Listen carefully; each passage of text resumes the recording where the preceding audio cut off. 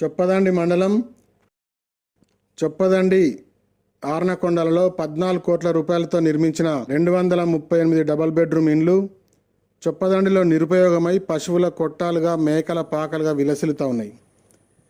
కూడు గూడు లేని నిరుపేదలు పిల్ల పాపలతో ఆనందంగా ఉండవలసినటువంటి డబుల్ బెడ్రూమ్ ఇండ్లు పశువుల కొట్టాలుగా మారడం చూసిన చొప్పదండి ప్రజల గుండెలు తరుక్కుపోతా ఉన్నాయి. ప్రభుత్వం ఏర్పడి 8 నెలలైనా అర్ధాంతరంగా ఆగిన డబుల్ బెడ్రూమ్ల గురించి రివ్యూ చేయడానికి పాలకులకు రికం దొరుకుతలేదు, సమీక్ష చేయడానికి సమయం సరిపోతలేదు. ఆర్నకొండలో నిర్మించిన ఇండ్లు పూర్తయి లబ్ధిదారులకు నంబర్లు కూడా కేటాయించబడి నివాసయోగ్యంగా ఉన్నటువంటి ఇండ్లకు 4 కరెంటు గుంజలు బాతి కరెంట్ ఇవ్వడానికి, నల్లాలు ఇవ్వడానికి ప్రభుత్వానికి చేతలు రాకపోవడం వలన 69 కుటుంబాల వారు నేటికి కూలిన ఇండ్లల్లా తాటిపత్రుల కింద గుడిసెల్లో వర్షాలకు నానా అగచాట్లు పడతా ఉన్నారు.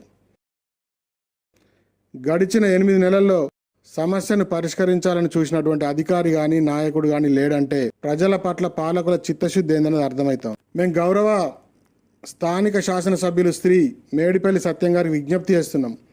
మీరు తక్షణం 15 రోజులలో ఆర్నకొండ డబుల్ బెడ్రూమ్లకు కరెంటు సౌకర్యం కల్పించి ఈ నిరుపేదలకు గృహప్రవేశం చేయించాలని, అదేవిధంగా చొప్పదండిలో నిలిచిపోయిన డబుల్ బెడ్రూమ్ నిర్మాణాలను సమీక్షించి పనులు ప్రారంభించే విధంగా చర్యలు తీసుకోవాలని, లేని పక్షంలో 240 కుటుంబాల పక్షాన భారతీయ జనతా పార్టీ ప్రత్యక్ష ఆందోళనకు సిద్ధంగా ఉందని సవినయంగా మనవి చేస్తూ ఉన్నాం.